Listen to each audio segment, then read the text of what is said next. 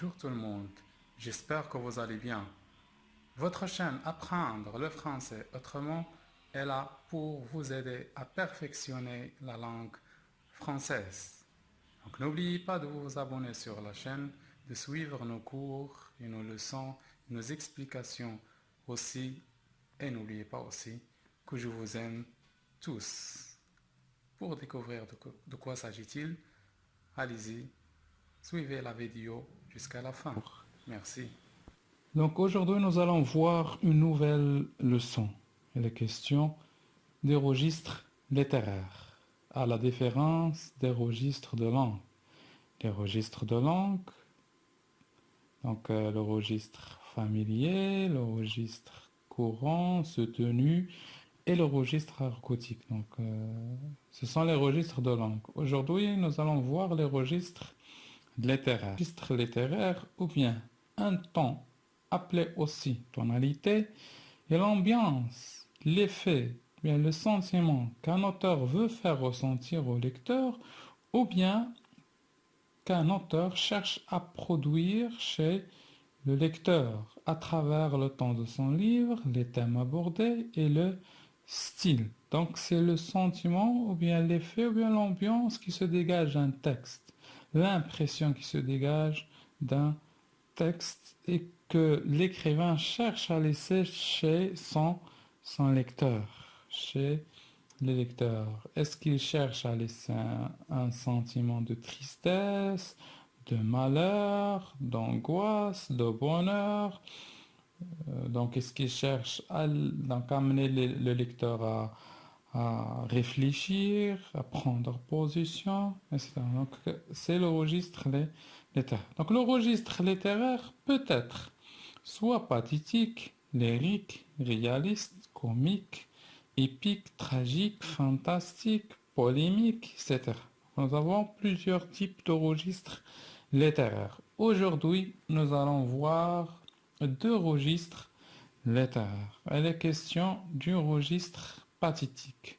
Pour étudier ce registre, on va voir un extrait tiré du roman à thèse de Victor Hugo, Le dernier jour d'un condamné. C'est un extrait tiré de l'Incipit que nous avons déjà étudié ensemble dans les vidéos précédentes. Donc vous allez voir, ou bien vous cherchez la vidéo qui concerne le premier chapitre et donc vous verrez l'explication complète. Maintenant, je suis captif. Mon corps est offert dans un cachot. Mon esprit est en prison dans une idée, une horrible, une sanglante, une implacable idée. Je n'ai plus qu'une pensée, qu'une conviction, qu'une certitude condamnée à mort. Quoi que je fasse, elle est toujours là, cette pensée infernale, comme un spectre de plomb à mes côtés, seule et jalouse, chassant toute distraction face à face avec moi, misérable, et me secouant de ses deux mains de glace quand je veux détourner la tête ou fermer les yeux. Donc on a déjà vu que dans ce chapitre, ou bien dans cet extrait, le narrateur condamné à mort se trouve dans son cachot.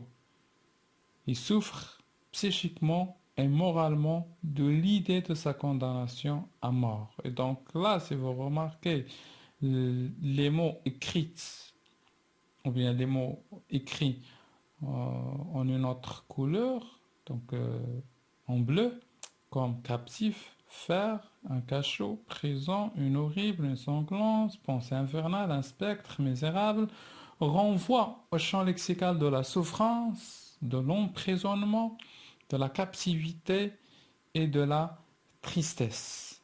Donc le narrateur souffre dans ce texte et automatiquement les lecteurs vont souffrir avec le narrateur. Et donc là, c'est cette souffrance qui se dégage du texte, soi-disant cette tristesse qui se dégage du texte qui rend ce texte donc un texte pathétique qui a une tonalité ou bien un ton pathétique. Et donc le registre pathétique, c'est un registre où on emploie le jeu.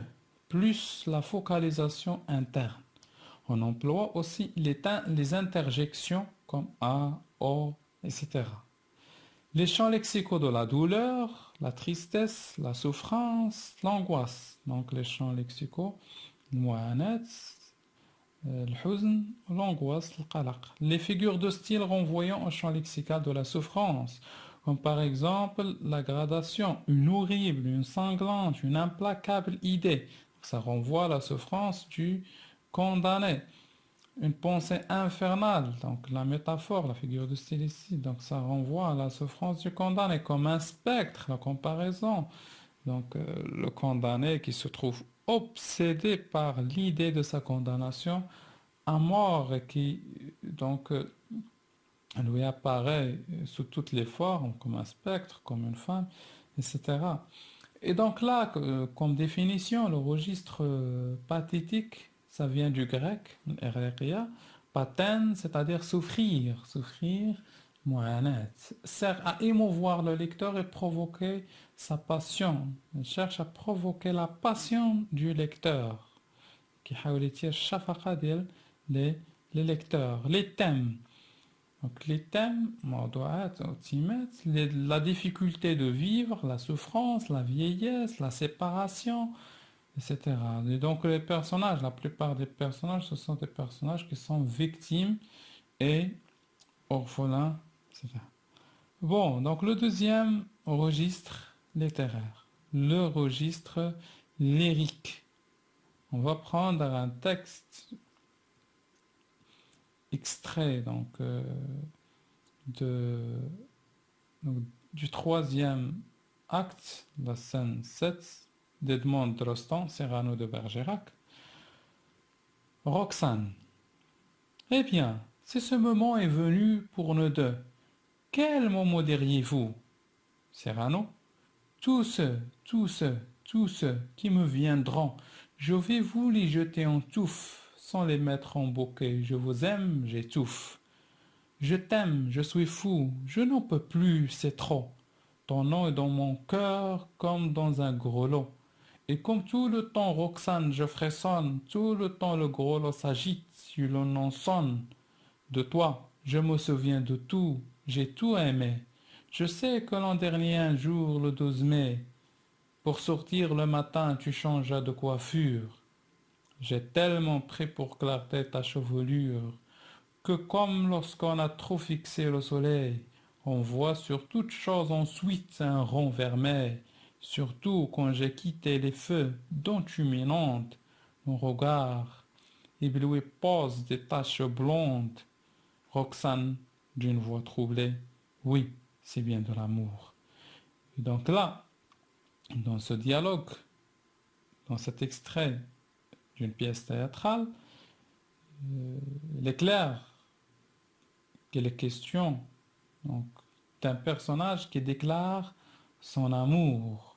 Je vous aime, il déclare ses sentiments d'amour. Je vous aime, je t'aime, je suis fou, je n'en peux plus, c'est trop. Et dans mon cœur, tout aimer, donc le soleil, l'amour, c'est un champ lexical de l'amour et des sentiments. Et c'est plus que ça, donc c'est plus que le champ lexical d'amour ou bien des sentiments. Si vous remarquez bien, le texte est sous forme d'un poème qu'on peut chanter. Hein. On peut chanter ce texte. C'est comme une chanson qui peut être chantée. Et donc là, ça n'est pas toujours donc les chants lexicaux donc de l'amour, du bonheur, etc. Ça peut être des fois des sentiments de tristesse, mais qui sont chantés. Hein.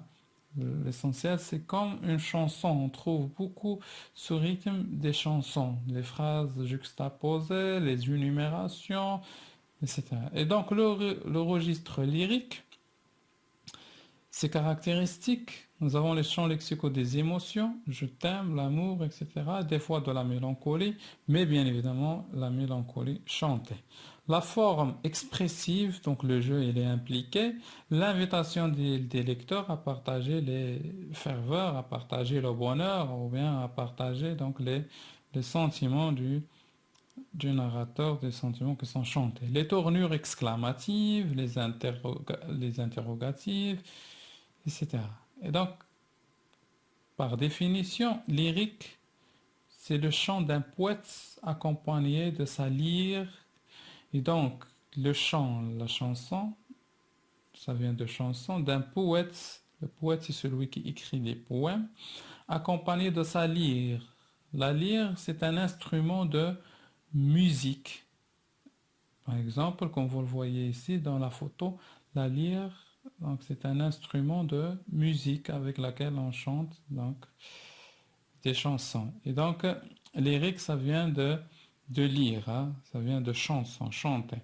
Partager, donc, qui vise à faire quoi? Ce registre à partager des sentiments de l'espoir ou bien du chagrin aussi. Mais bien évidemment, on a dit la différence entre le lyrisme et le pathétique, c'est que dans le lyrisme, on a cette tonalité d'être donc des chansons, donc des chants, etc.